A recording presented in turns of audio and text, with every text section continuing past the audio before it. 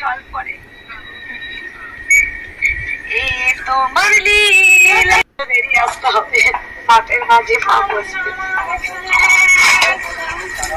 কেন মা মাকে ছিঁড়ে করে খেয়ে দিল মা গো, মাকে বার করতেও এক পা ওদের পিতার পথ হলো না। নমস্কার বন্ধুরা, জয় কৃষ্ণ কালী মায়ের জয়। শুনতে পাচ্ছেন যে মঙ্গলা মার আকুল আরতি এবং কান্না উনি কিন্তু ধরে রাখতে পারছেন না, কারণ এখন এত বৃষ্টি হচ্ছে। সেই বৃষ্টিতে মা কিন্তু ভিজে যাচ্ছেন। কারণ মা ভিজবেন না কেন বলুন, মা তো রয়েছে একদম খোলা মাঠে, একটা বাঁশের ঘর করা, উপরে একটা প্লাস্টিকের ছাউনি দেওয়া বা খড়ের ছাউনি দেওয়া রুমের মধ্যে।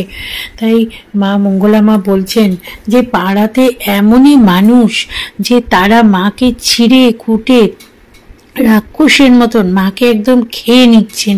মায়ের চুল ছিঁড়ে নিয়েছে, মায়ের শাড়ি নিয়ে নিয়েছে, মায়ের গয়না কেড়ে নিয়ে নিয়েছে, মাকে একদম নিঃস্ব করে মাকে বার করে দিয়েছে বাড়ির থেকে।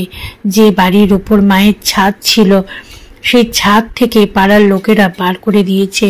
কি বলুন তো বন্ধুরা, এখন মানুষ না পশুর থেকেও অধম হয়ে গেছে। তাই পশুরা কিন্তু যতটা পশুদের যতটা মানবিকতা থাকে, যতটা বিবেক থাকে, মানুষের কিন্তু এখন আর সেটা নেই। এটাই হলো কলিযুগ। মানুষ মানুষকে ছিঁড়ে খাচ্ছে, মানুষ মানুষের ভালো দেখতে পাচ্ছে না, সব সময় কারুর না কারুর ক্ষতি করার চেষ্টা করছে। পাড়ার লোকরা যখনই দেখেছে যে লক্ষ লক্ষ লোক আসছে এবং তাদের ভালো হচ্ছে, এটা কিন্তু কেউ সহ্য করতে পারলো না। তারা মাকে উৎখাত করে ছাড়লো।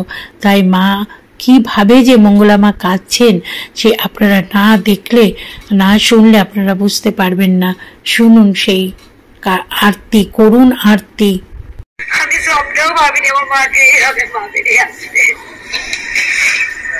কেউ চাইলো না মা, সবাই প্ল্যানিং করেছিল। কি এমন ক্ষতি করেছিল ভক্তরা, মা কি এমন কার ক্ষতি করেছিল? এত কোটি কোটি মানুষের মঙ্গল হচ্ছিল বলেই তো ভক্তরা আসছিল মায়ের কাছে মনে দিতে। হিংসা এমনই একটা জিনিস মা, হিংসা মানুষকে পশুত্বেরও অধম তৈরি করে দেয় মা। হিংসা এমনই একটা জিনিস। শুনলেন তো ভক্তরা যে কৃষ্ণকালী মায়ের জন্য মঙ্গলা মা কত কাঁদছেন।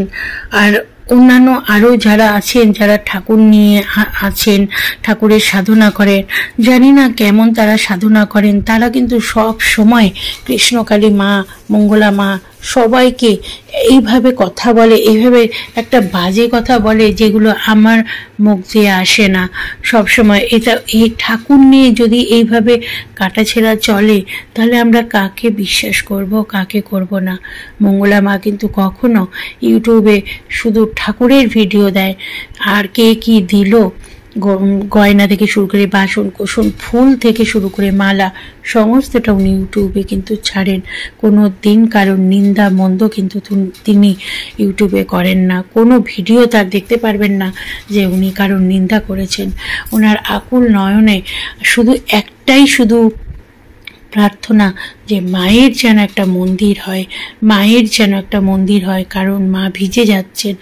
এটা নিয়েও আমি শুনেছি একজন আছেন, তিনি নিন্দা মন্দ করছেন যে মায়ের ঘরের জন্য ভিক্ষা চাইছে। আচ্ছা বলুন তো মানুষের মানসিকতা কিরকম?